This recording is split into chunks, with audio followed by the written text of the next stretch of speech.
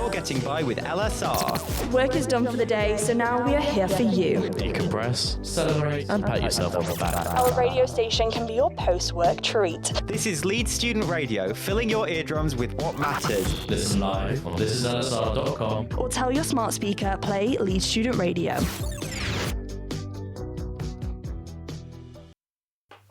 Welcome to Poetry Generator. We're back with another episode. My name is Henry. I'm Thomas. I'm Leo. Is my mic working? Yes. Yes, it is working. This is a terrible start. This is Yeah, dude. what a strong start. Dude, I expected the audio to actually work on the headphones, but it did not. But the levels are showing, so it's fine. Samuel Taylor Coleridge and William Wordsworth. what is his middle name? I actually don't know. You didn't learn it for dramatic effect, huh? I didn't think he had one. Well, everybody has one, no? I don't. Lots of people don't. Do you not? They don't I get them in don't. Poland. My housemate doesn't have one. Oh, really? 2 of my housemates don't have middle names. Interesting. I don't know. So it's just like name and surname? That's I think that's him. That's me. Yeah. Not everyone has one. I never. Okay, well, But yeah. it just goes to show you anything's possible. We're good. So, well, as I mentioned, these two people are, along with, let's say, William Blake, are associated with early English Romanticism, and in the context of poetry specifically, which in a way is heavily influenced by German Romantic poetry, which preceded it. Can we turn down the music a little bit? Just, you can hear it. Yeah, just Yeah. that's, Our that's mics. good. Our headphones are working. Yeah. And we're also going to be talking about the so-called Lake poet generation. And there's some overlap between those two things, but not exactly. So we could get into the two figures that we're going to be talking about specifically, or we could kind of sort out those definitions. Maybe we'll do the definitions first. What the Lake poets were basically was, Samuel Taylor Coleridge, Williams Wordsworth, the two subjects of today's show, and then a poet by the name of Robert Southey, who incidentally became the laureate poet of the UK during his life. So did Wordsworth. Both Oh, of did he them really? were. Yeah. Oh, there Coleridge you missed out, but the other Did two he? got Well, it. that's funny because I like Coleridge the most. But, Yeah. Uh, I think it was weird at this time. They gave it to you and then you had it until you died, which is different to now. Interesting. How does it work now? You get I 10 think years. it's every 10 years, Ah. but that's only been happening for the last 3. I can't remember who the first one was to have it for 10 years, but then it was Carol Ann Duffy Yeah. until 2019, and now it's Simon Armitage. Simon Armitage. Yeah, but sadly Who for... we're sad to announce is actually, maybe I shouldn't say it's on there because I don't know if it's confirmed, but I believe that he was previously affiliated with our university and he's not anymore. He's still listed as affiliated on Wikipedia. Is he? Okay. But- Well, I'm glad to have met him last year, but I haven't seen him Yeah. around in a while. No, I guess maybe he's doing more guest stuff rather than being like a... Guest lecturer. rather Yeah. than being a Yeah. prevalent Yeah. figure. Well, But sadly for William Wordsworth, he got it in 1843 and he died in 1850. So, oh really? Yeah. Interesting. Yeah. So it's kind of impossible, I guess, to talk about what the Lake poets are without talking about Romanticism. So maybe we'll just get rid of this distinction we're making. But basically, Lake District is, most of you I'm sure know, is a part of northwestern England that really did not experience much industrialization or even much population density and settling to begin with. It's not rolling farmlands. It's kind of a glimpse into what prehistoric England would have looked like. You have forests, mountains, kind of like what's the word I'm looking for? Virgin nature, Yeah, yeah. Unbridled? Unadulterated Unadulterated nature. Yeah. Whatever. And so this was very appealing to them because much of their philosophy and the sentiment to be found in their works is about rejecting... No, down, not up. Is about rejecting the lifestyles that come about and the sort of dreary landscapes that come about with industrial England, which is was in full swing during their lives. That's when England was at really the peak of its, during the Georgian era. Well, I guess early Victorian as well, but at least that's when it began, and that's when people's ways of life were radically transformed. So they were writing in reaction to that. I think that's enough. We can get into their lives specifically as people now. Mm-hmm. Who would like to tell me about Wordsworth? Do you want to start, Henry? Yeah. So Wordsworth is sort of he was more of the radicalist, and he was more of sort of the non-conservative, and Coleridge was the religious conservative.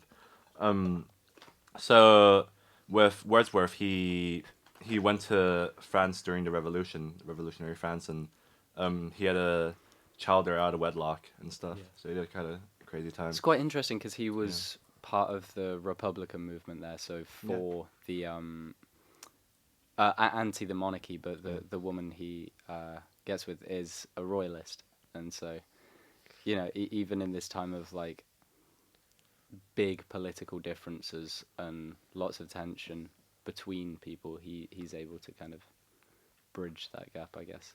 But then during the terror, he flees, I think, and quickly becomes disillusioned with the movement as a whole. Mm-hmm. That's interesting. And what did he, sort of background did he come from? So he would have been born, I'm imagining, in probably the early 70s, maybe late 1760s? I think it was 1770. Yeah, 1770. 77, that makes sense. Yeah. And would he have... he was born in the Lake District. He was, yeah. Oh, was he really? To Okay. a Yeah, decently Cumbria. upper middle class family. Okay, very interesting. I didn't know he was from the Lake District originally. That's very interesting. Coleridge wasn't, was he? No. It's from Devon. Yeah. And I believe he grew up somewhere in, I think He- in and around London. Yeah, maybe. he went to school in London. Yeah. Yeah. Yeah. Well, do you want to hear about Coleridge's early life? Yeah. Yeah, cool. Okay. Well, he like our friend Wordsworth lived, I guess you could say, entirely throughout the Georgian era, 1772 to 1834. His father was a vicar, and a schoolmaster. But he died when Samuel was young, 8 years old actually. Whether or not this had an effect on him, I don't know. I guess we can psychoanalyze him later. But he was a bookish kid. He was kind of nerdy, somewhat neurotic. He enjoyed Greek tragedy, Latin poetry, Virgil, some British stuff that predated him, Milton, Defoe. Well, not by much, but and Shakespeare. Who actually, interestingly, he would go on to write important scholarship on. So he was not just a poet. He was also kind of a scholarly figure. He wrote quite a bit about Shakespeare. And he went to Cambridge. There he won an award for a poem he wrote critiquing the Atlantic slave trade. So ahead of his time politically. Yeah. At Cambridge, he also befriended the aforementioned Robert Southey, who I think became famous before he that's hard to say, but Robert Southey was like, ironically, given that he was like, less well known to this day, I think more commercially successful to begin with than Coleridge. Southey, I didn't know this, but in my research found that he actually wrote the modern version of the fairy tale Goldilocks and the Three Bears. Oh, really? As we know it today. So it was it's hard to trace the genealogy of some of these fairy tales, but they always change over the centuries, and they're usually very old. And the modern version that we're aware of was Southey's. The two men, when they were still students at Cambridge, already seemed to have become a little bit disillusioned with commerce and industrial life and urban life, and they planned to build an utopian commune in the forest of Pennsylvania, which, for better or worse, never happened. They did, however, along with Wordsworth, live together for a time in the Lake District, far away from the hustle and bustle of British industrial society. Have you guys been to the Lake District? I have not. Well, I've been to North Yorkshire, but no, I don't think... I've been close... No, I know it's not the same. But Yeah. I've been to Cumbria. Okay, well, Cumbria is like basically the Lake, Yeah. around the Lake District. I've been- It's like the I've- populated area. I've been like to the outskirts of Carlisle. okay. Is that a bit past? That's I mean, some above, people would I just think. consider that whole area the Lake District. Like, yeah. Yeah. This is the geography section of the poetry podcast. Oh, Have but you? But it's like beautiful. It's really cool. It is Yeah. lovely. Yeah, it's Well, really cool. it wasn't all beauty and sunshine. Let me tell you, because Coleridge. I don't know about Wordsworth, and I'd like to hear about this later. But Coleridge seems to have struggled quite a bit with his mental health. I think he was financially pretty well off, but he did have anxiety and depression, and this led him to begin using opium. and it's not clear exactly how much it impacted his life, but he does seem to be a regular user of it throughout much of his life, and he died relatively young. So the infamous Thomas de Quincey, which some of you will know, who's another English Romantic writer, some of you will know from the appropriately titled Confessions of an Opium Eater, which is a very good book, by the way. He claimed that Coleridge was a full-blown opium addict, and he used it as a substitute for the lost vigor and creativity of his youth as he got older. However, most scholars think this was a reflection of De Quincey's own experiences and insecurities rather than Coleridge's. That's quite interesting. When I was reading about it, it did say that he like sent himself to live with a doctor for a couple of years. Oh, really? Because his addiction was so bad, or like for a period of time he was like, oh, I need to be looked after, like towards the end of his life, because his opium addiction was so bad that he went to live with someone. I'm assuming so that they would stop him from using Interesting. opium or like help him with the withdrawals, but. Yeah. It sounded like he was concerned about it. At least. Okay, that's interesting. That's not a very easy thing to do. Have you ever Have you ever been around somebody going through hard drug withdrawals? Not really. No, not yet. I've not had this life experience. No, I've done it, and it's not very good, I can tell you.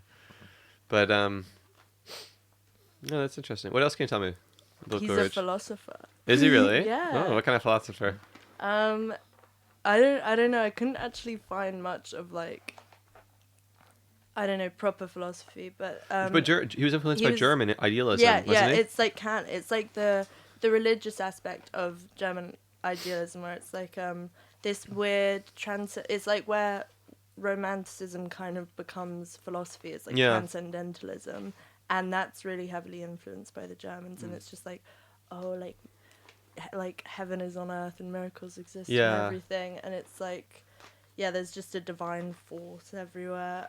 So it's kind of like idealism. It's kind of, he was really into the imagination and the power of imagination, and he wrote about that. He liked Plotinus and Plato, apparently, which is cool. I think that's like a bit of me, but I also think you probably just couldn't go to Cambridge without doing a lot of Greek and Roman stuff at that time, and also kind of maybe falling into being a philosopher. But I think you can't. I don't know what I read.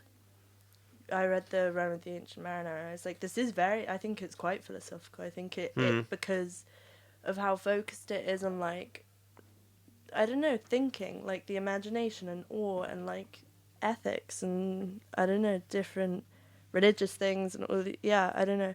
I thought he brought together a lot of different ideas. Well, that like brought out more questions. I think they share this as well, actually. I think in about 1800 they go on a trip to Germany together, and I mean I think Wordsworth finds it very difficult and he's very homesick, whereas Coleridge is very interested. Really? With all of it, but it's like a Call Me by Your Name situation. It's like Brokeback Mountain. But there is Wordsworth's wife getting in the way, unfortunately. Moonlight? No, I think Call Me By Your Name was the most accurate. Okay, I'm getting further they go on away a from trip in that. That's where he started writing his magnum opus. So and this is also something that they kind of collaborate on. It's in places, and it's supposed to be very philosophical. He never really writes much of the main work. But what's considered his magnum opus, originally he always just called it Poem to Coleridge, I think, which was titled Prelude after his life, after his death, by his wife. That was quite a philosophical work, meant to set up an even more philosophical one. Yeah. So I think they share this interest. Yeah, I think Coleridge had a similar thing of like not publishing the big philosophy book, but then people, because he was a critic as well, so he's writing a bit more maybe than just his poems, and you can tell in his like stuff on literary theory and that he has this like apparently this big philosophical motivation, and he was like thinking about writing this big book as well, but then didn't get to it. But that's probably I don't know, I think that's the thing in all of the Romantics a little bit, is there's a lot of philosophy there, because just like the nature of talking about, I don't know, the motivation to like be like nature is, you know, this pure thing that exists. Yeah, That's like yeah. an ontological claim, and Yeah. you are doing some kind of metaphysics when you're talking about miracles and like the power of the way things exist. That's a good point. Do you feel like there's a great kind of like resistance against the demystification of the world? They're almost embracing the Oh my god, yeah, big time. It's like the rise of like materialism, I Yeah. guess, is maybe what you could say they're countering, especially like in a religious sense, where it's Yeah. like, no, keep this spirit as this spiritual thing, this mystical thing that we don't understand and we're not meant to. Whereas I think in the Victorian times, some people were kind of trying to bridge the gap a bit more with like, I don't know, trying to give things more solid grounding and trying to define the parameters of what we know a lot more like specifically. And I think these guys are a lot more like, no, it doesn't matter what we know. Right. You know, things just exist in this way. And That's very interesting to me. Like years ago, I had this book, and it was Introduction to German Idealism, and the subtitle was the fight against material nihilism. And I remember thinking, oh, that's a really I've never thought of German idealism that way. That's very interesting. But in a way, it's true, because you have theocratically dominated philosophy and writing, and everything is steeped in mysticism, and there's an order to the world, and there's a God above, and then as Europe industrializes and the feudal system slowly replaced by mercantilist systems and then eventually colonialism, there's a secularization that occurs, and in a lot of ways you could kind of view the whole German idealist project as a resistance against that, and a way of, well, let's build another world system in the Christian one's place, and instead of escaping into this kind of void of nihilism. And is there a way we can make sense of the world and organize everything and describe human nature and what life is, whilst resisting this kind of cold materialist explanation that just posits that we're animals? And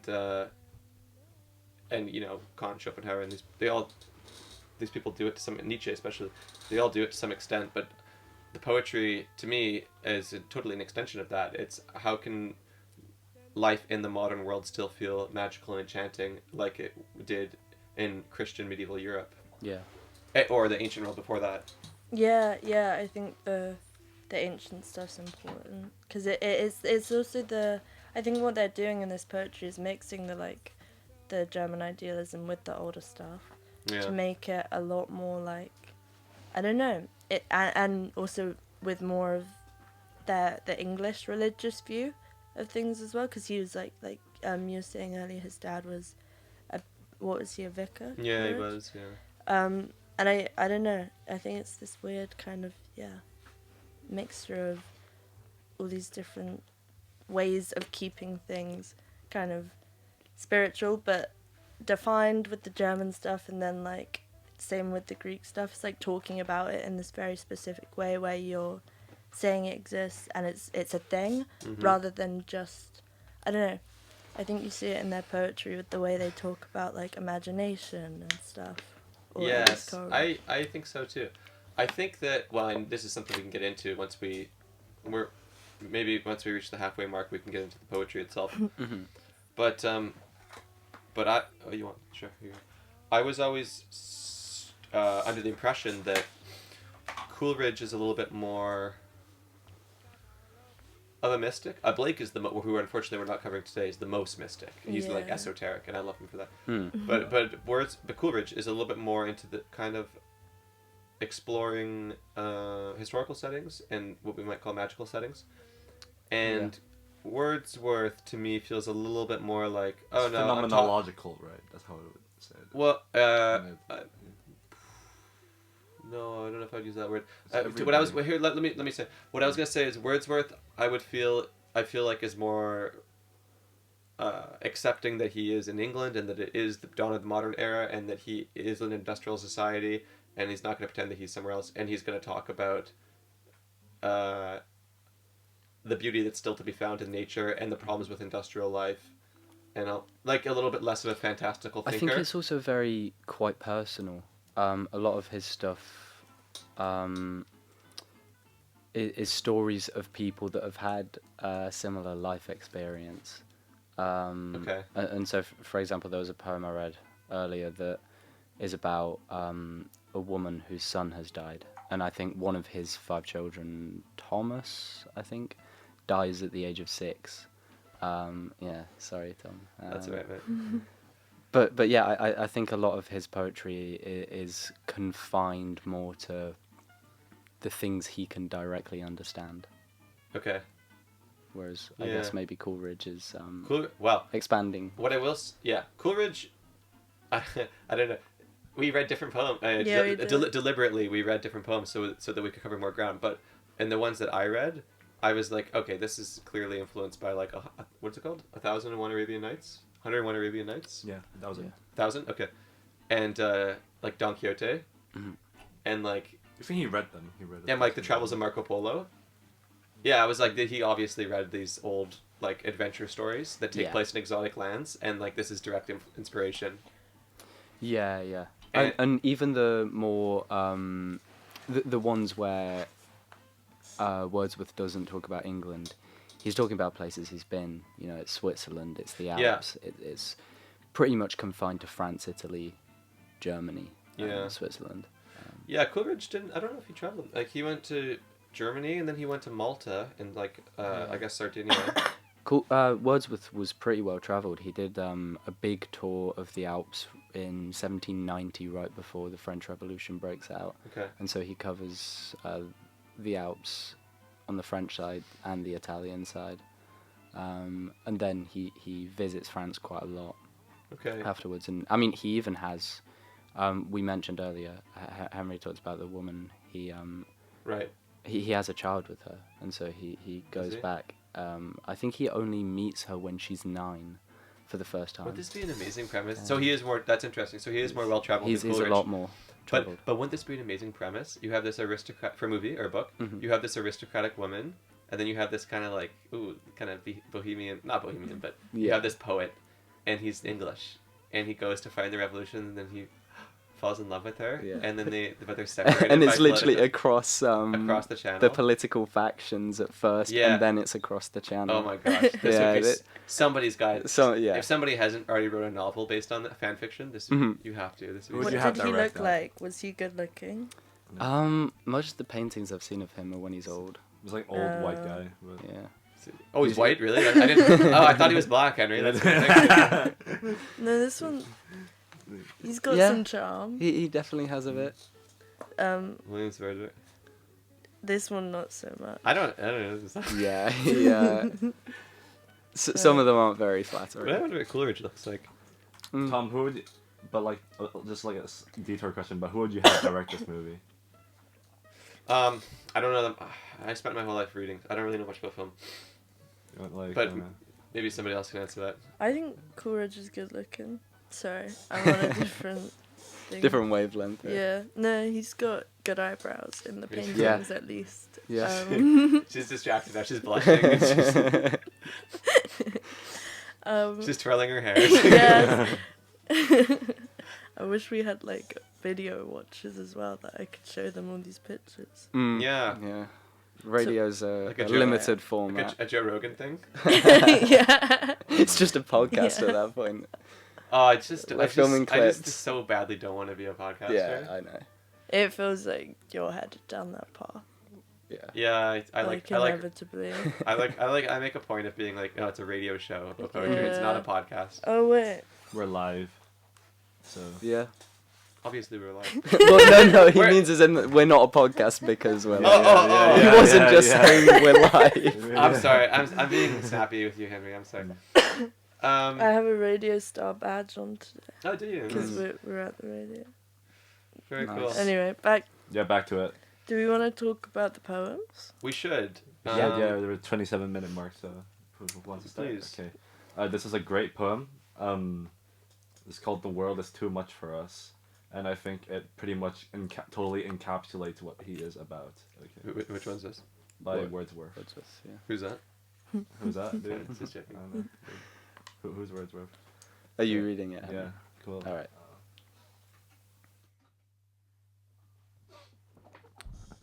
Okay, I'm not a great speaker, but here we go. Okay. The world is too much with us, late and soon. Getting and spending, we lay waste our powers. Little we see in nature that is ours. We have given our hearts away, a sordid boon.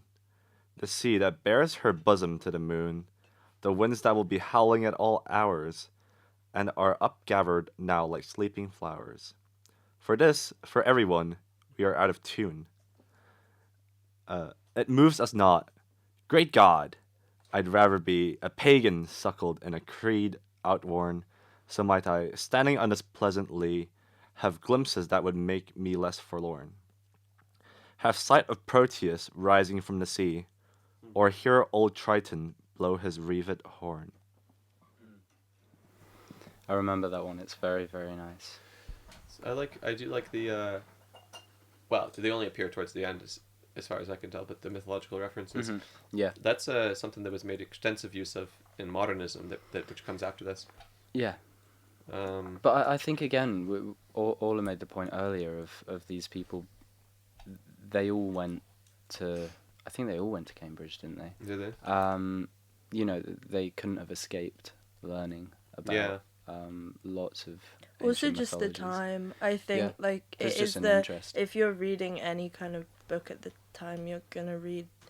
They'll all learn Latin. They'll all learn maybe do some Greek. Like at school, if you're going to a grammar school, you'll do a lot Yeah. of language stuff. Yeah. Like it said, Coleridge was doing like Hebrew and Latin and Was Greek he? and all Oh, sorts yeah, of different yeah, that's things.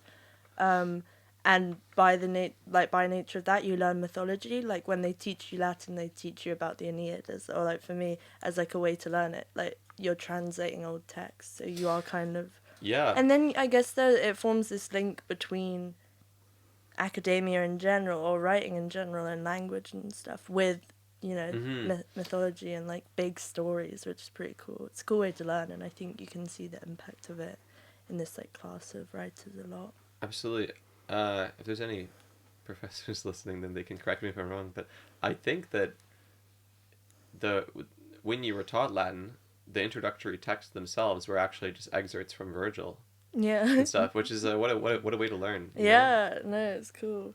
Even when we were doing it, parts of it, like when I was doing it at uni last year, it's the same thing. We're translating sectors about like the Romans invading Troy, or like stuff like that, and it is like, this is sick, because they don't have words for like lame stuff, like not doing anything. Microwave. So it's all it's all like big. Orla, can you And- speak Latin? No, I can't really speak it. Salve. I would literally just learn stuff like the word for like road, and I can read gravestones, Latin gravestones, Very cool. because they have like a formulaic way of doing it. So if we go to any ancient archaeological sites anytime soon, and you guys need me to translate the names and like tell you what it means about the gender or something, I can give that a go. I would love that. That would But be yeah, I didn't want to do that anymore. But I was going to say something else. It's also a lot of Latin and Greek language is like very rich with the way it talks about nature. That is one of the parts that you have loads of words for like battle and fighting, and then also loads of words for nature. And so I think, you see that a lot. I was going to say, like, just bringing it back to what we were talking about earlier a little bit with philosophy. I think Wordsworth, how you were saying he's a bit more focused on the things he's experienced, rather than maybe he's not going out so much as he is looking, like, around. I was like, he when we learn about panpsychism, which is, like, the philosophy of, like, everything, has some level of consciousness and sentience, like, everything in the world has that. Oh, really? Yeah. Is that like you mean like in a Spinozan sense, or? Yeah, it's similar to Spinoza, but we learned about it in philosophy of mind last year. Interesting. Yeah, know I remember. like that. I can't remember what the professor's name, but he was focusing on it. He told Yeah, us quite a lot about there's that. a lot of cool stuff. It's Yeah. like Huh. yeah, I don't know. There's the whole world has some kind of consciousness that exists. Panpsychism is that like sort of like everything is sort of conscious, and Spinoza was about how everything is God. So But there is, feels God as there's substance, like Sure. pantheism is more of what Spinoza is. Everything is Yeah. God, and panpsychism is everything kind of is like us, I guess. In a way, Okay. like Yeah. everything has Everything experience. phenomenal experience, yeah. That's interesting. And some kind of phenomenal consciousness.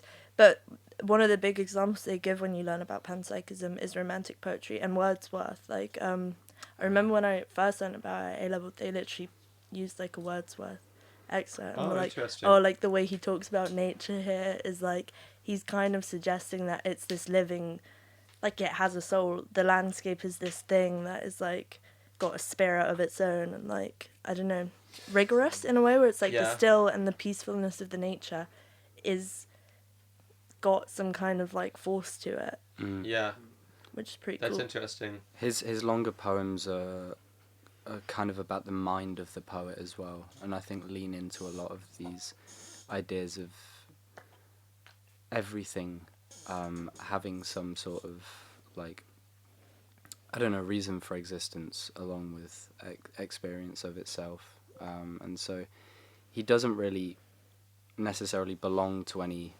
exact philosophical group Yeah. or tradition, but You can both see it of in them it, are yeah. philosophical. Yeah, it's cool. And even if they're not, you know, writing up proofs, they're definitely Yeah. exploring things through their work.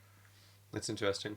I was reminded when you were speaking, Orla, about pantheism and panpsychism of St. Augustine.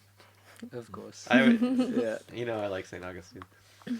I like St. Augustine. And as he, well. he speaks of obviously different in the Christian context. He talks of the Holy Spirit living within all humans at the very least. Mm.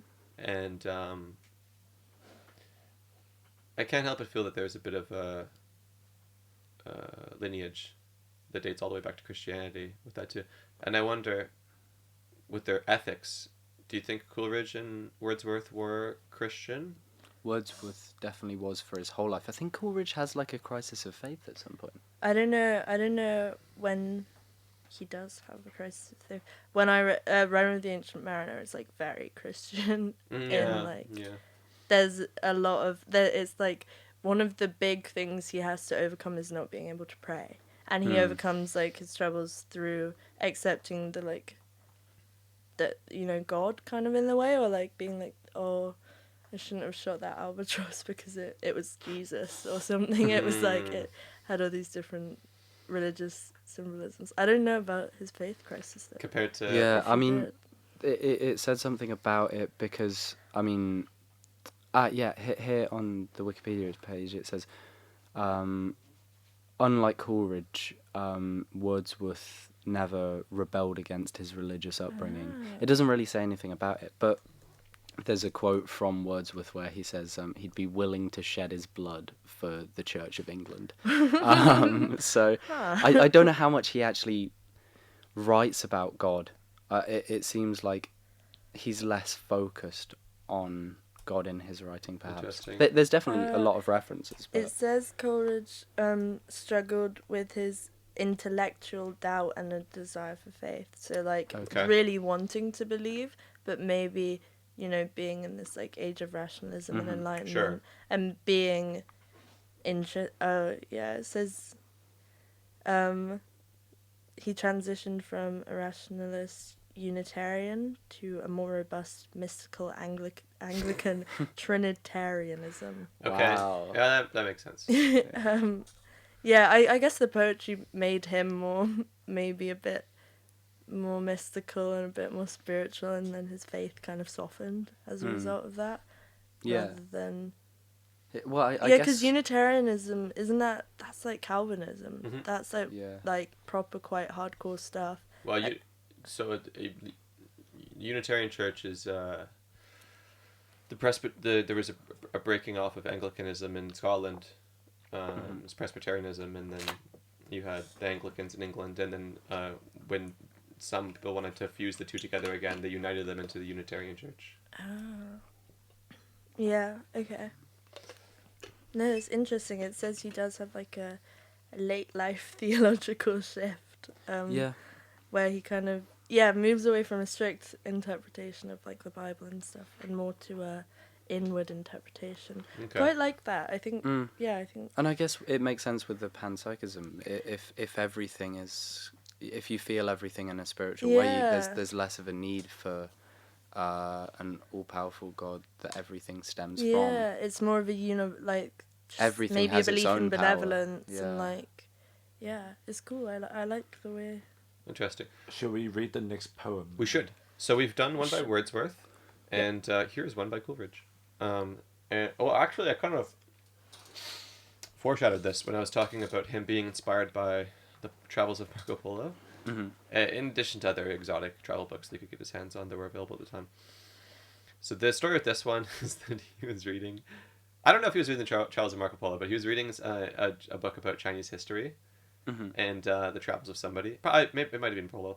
And he just fell asleep reading it, and then apparently he dreamed this beautiful scene that takes place in the Orient, and then he awoke and he suddenly just wrote it down. Interesting. So he claims to have dreamt the poem. So I'm not the best at reading, but I am, but not at reading aloud. So we'll have a go and see how we do. In Xanadu did Kubla Khan a stately pleasure dome decree, where Alp the sacred river ran through caverns measureless to man, down to a sunless sea. So twice 5 miles of fertile ground, with walls and towers girdled round, and there were gardens bright with sinuous rills, where blossomed many a incense-bearing tree, and here were forests ancient as the hills, unfolding sunny spots of greenery.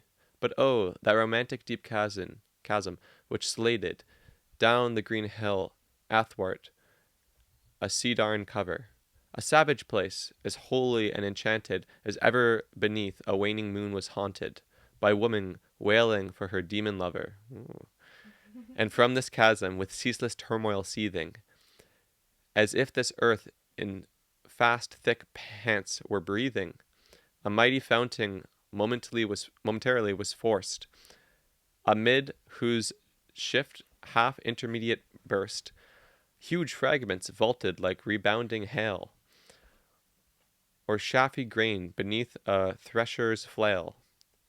And mid these dancing rocks, at once and ever, it flung up momently the sacred river, 5 miles meandering with a mazy motion, through wood and dale the sacred river ran, and then reached the caverns measureless to man, and sank in tumult to a lifeless ocean. And mid this tumult, Kubla heard from far ancestral voices prophesizing war. That's not good. The shadow of the dome of pleasure floated midway on the waves, where was heard the mingled measure from the fountain and the caves. It was a miracle of rare device, a sunny pleasure dome with caves of ice. What a place. A damsel with a dulcimer, a vision once I saw, and an Abyssinian maid, it was an Abyssinian maid, and on her dulcimer she played, singing of Mount Abora. Could I revive within me her symphony and song? To such deep delight 'twould win me, with that with music loud and long, I would build that dome in air, that sunny dome, those caves of ice, and all who heard should see them there, and all should cry, beware, beware. Her flashing eyes, his floating hair, weave a circle round him thrice, and close your eyes with holy dread, for he on honey dew hath fed, and drunk the milk of paradise. That's very, Do very you know nice. what that poem reminds me of? Yeah, what? Do you remember when you guys went to that event and then you read the Terracotta Warriors and the Great Wall? But this is like a Oh better yeah, I version of remember it. that. A more There's a more well thought out well version. thought out. I remember that poem. descriptive. But there's a form. beautiful. Yeah, there's a form to it. Well, of course, there's a form to it. We have, first of all, we're brought to a place in time. So Xanadu, which today is known as Shandu, right?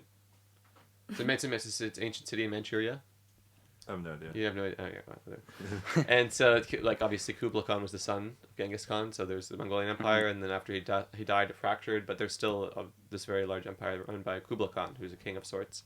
And so here's this far eastern exotic city, and we're given a lot of beautiful imagery of nature, and a maiden playing a dulcimer, which is like a guitar, kind of. Yeah. It's like a... I'm going to describe it. It's essentially a guitar, but it's... Johnny Mitchell on plays your it. lap. Yeah, you put it on your lap. Oh. It's like it's used in bluegrass music in America, interestingly enough. That makes sense. But then, so she's described as Abyssinian, so I don't, I guess that's Near Eastern, but for some reason it fits the imagery of being Eastern in the eyes of an English. It's a long way apart. It spans... I guess it's a dream. It's a dream, but I think the idea was he just wanted to use a descriptor that was also conjuring the minds of an English 17th century person in the Orient. But regardless, we have here, beautiful imagery, and then him talking about how he so wishes that he could take this vision he's received, or this thing that he knows of, the beautiful thing that once existed, and present it to the modern world, but he can't. And so in a way, the poem, in subject matter, actually reflects the conditions in which he wrote it, which is that of a dream. It's a beautiful dream he had of an otherworldly place, and it cannot be brought back if it existed at all. And in a way, the poem itself is almost about the creative process, as much as it's about the beauty of an exotic virgin land that he's describing. Yeah. It's very nice. It is, isn't it? I would like to see which ones you selected. I selected one. I think it's good to come straight after that because it really does show the difference in their ways of writing. Please. I mean, the writing itself is quite similar, but the subject matter is very different. It's very localized, and it's just the story of one man aging. Is it? Well, a couple of people aging. And Mine involves toll. an old man as well. that's interesting. Okay. All right, it's called Simon Lee, the Old Huntsman. In the sweet shire of Cardigan, not far from pleasant Ivor Hall, an old man dwells, a little man, I've heard he once was tall. Full 35 years he lived, a running huntsman merry, and still the centre of his cheek is red as ripe as a cherry. No man like him the horn could sound, and hill and valley rang with glee, when echo bandied round and round the halloo of Simon Lee. In those proud days he little cared for husbandry or tillage, to blithe the task did Simon rouse the sleepers of the village. He all the country could outrun, could leave both man and horse behind, and often ere the chase was done, and reeled and was stone blind. And still there's something in the world at which his heart rejoices, for when the chiming hounds are out, he dearly loves their voices. But oh, the heavy change, bereft of health, strength, friends, and kindred, see old Simon to the world is left, in livered poverty. His master's dead, and no one now dwells in the hall of Ivor. Men, dogs, and horses all are dead, he is the sole survivor. And he is lean, and he is sick, his body dwindled and awry, rests upon his ankles swollen thick, his legs are thin and dry. He has no son, he has no child, his wife, an aged woman, lives with him near the waterfall upon the village common. Beside their moss-grown hut of clay, not 20 paces from the door, a scrap of land they have, but they are poorest of the poor. This scrap of land he from the heath enclosed when he was stronger, but what avails the land to them which he can till no longer? Oft working by her husband's side, Ruth does what Simon cannot do, for she with scanty cause for pride is the stouter of the two. And though you with your utmost skill from labour could not wean them, 'tis little, very little, all that they can do between them. Few months of life he has in store, as he will tell to you, for still the more he works, the more his ankles weak swell.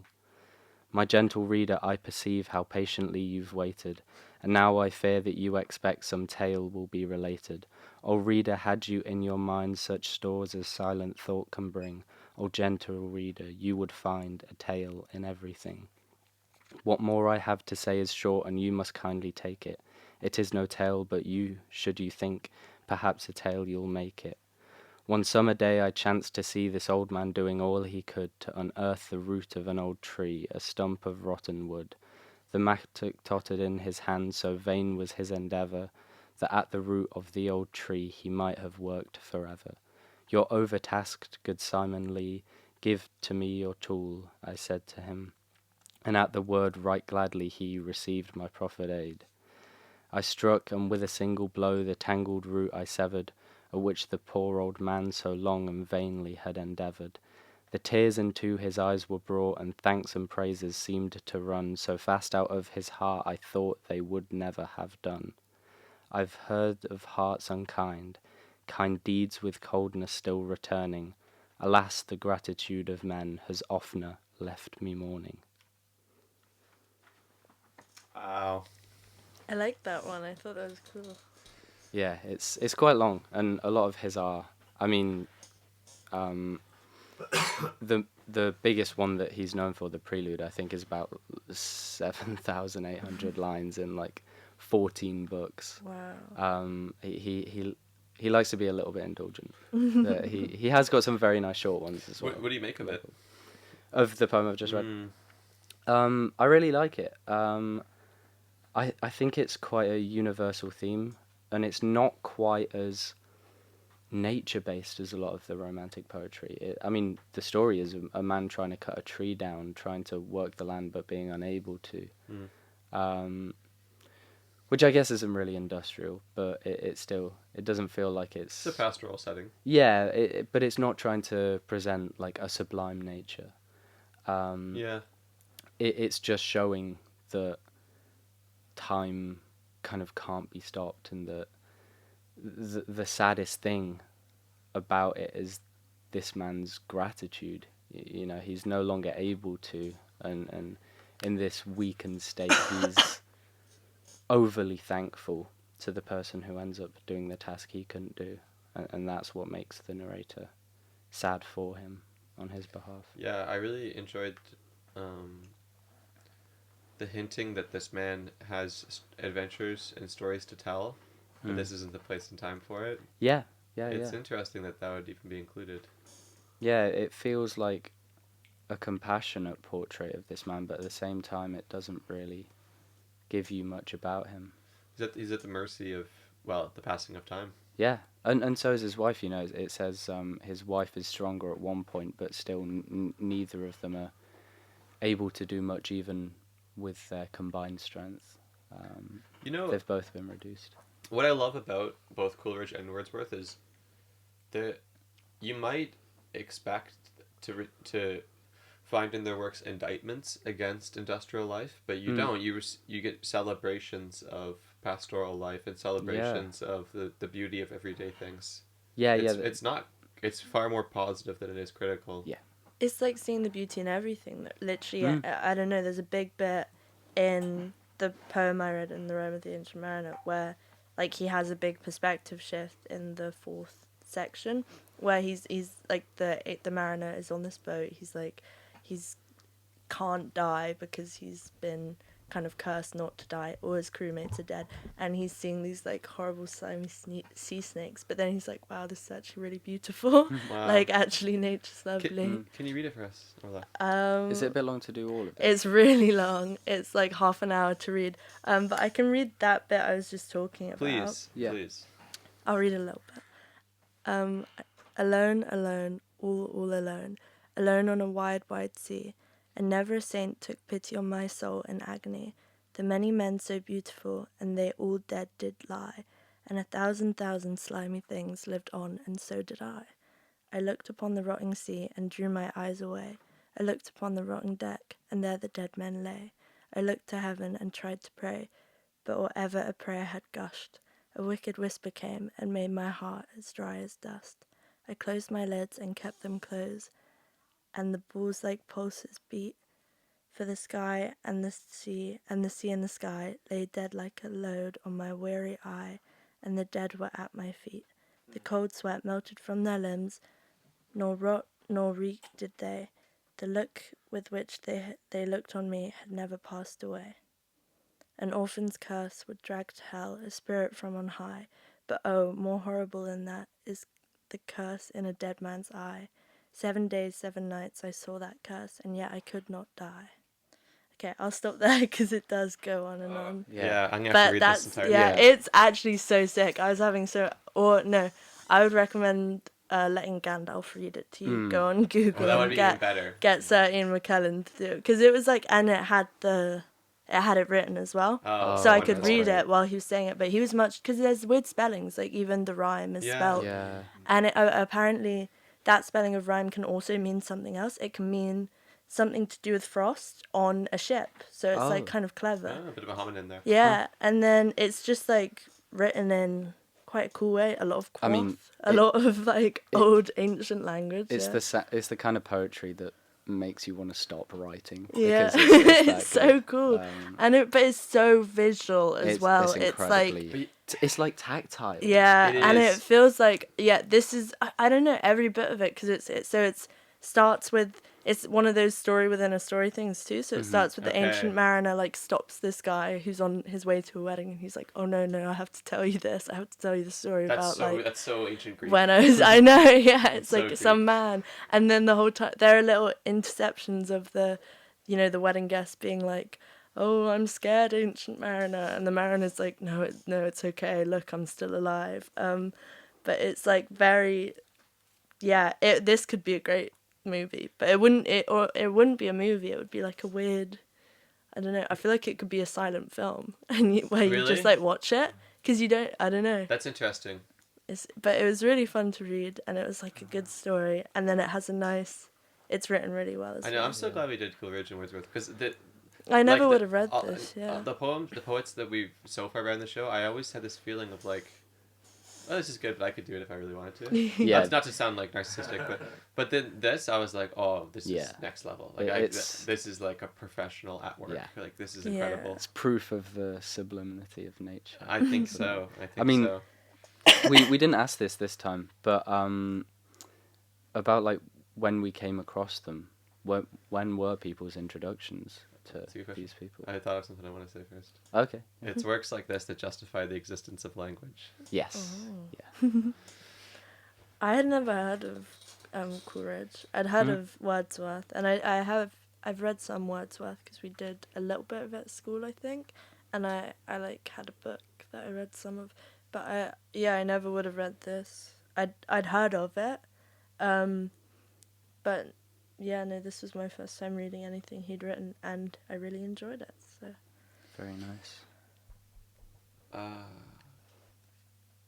I read short Wordsworth pieces in high school, and had not read any Coleridge until very recently. Yeah. Yeah. Wait, what the hell? Well, I think.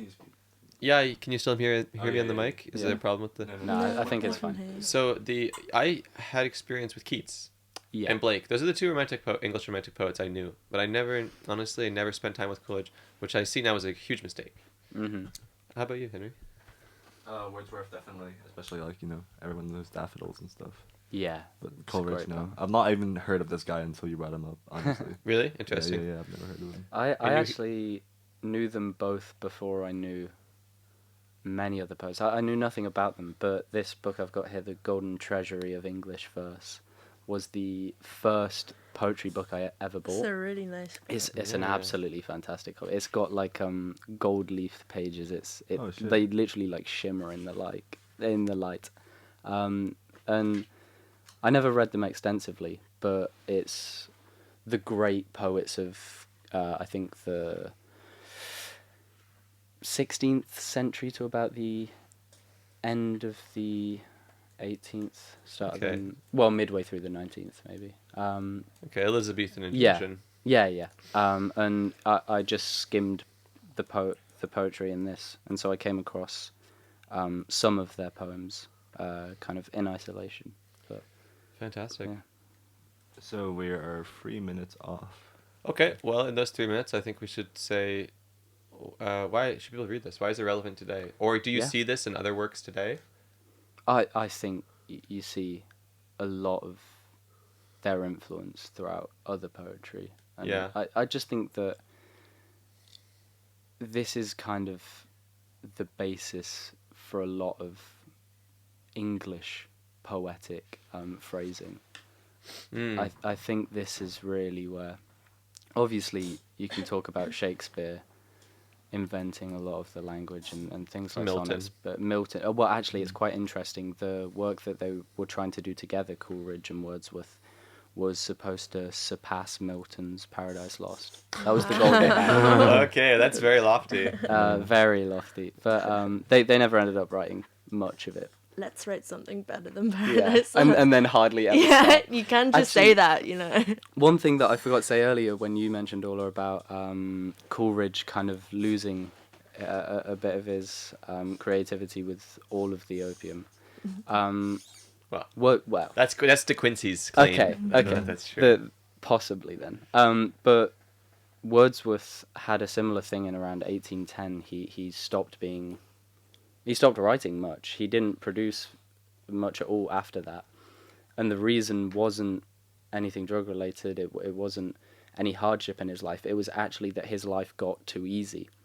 Wow. Interesting. When he was little, he even I think it's there's an account that says he almost committed suicide because of tough family relations. I think in places he struggled with money. Obviously, he had a kid he didn't see for a long time. He had a lover that he felt like he'd neglected. It would be a good movie. A French girlfriend, that would be really good. That's definitely tough. But yeah, he it gets to about 1810, 1820, and his life is actually just good. And so he doesn't find much more inspiration. He finds it difficult to write, and then that's interesting. he doesn't finish any of his major works. Cool. But anyways, next week we are. Why? Come on, dude. Dude. I mean, yeah, Okay, we have no 20 time. seconds. But All right. Everybody sit in that in your own time. All right, what are we doing next week? Are we continuing with the Romanticists, or are we? Yeah, I'm down. I think so. Yeah. I'm down to. Do you want to just do? Blake, or... Okay. Well, what we could do is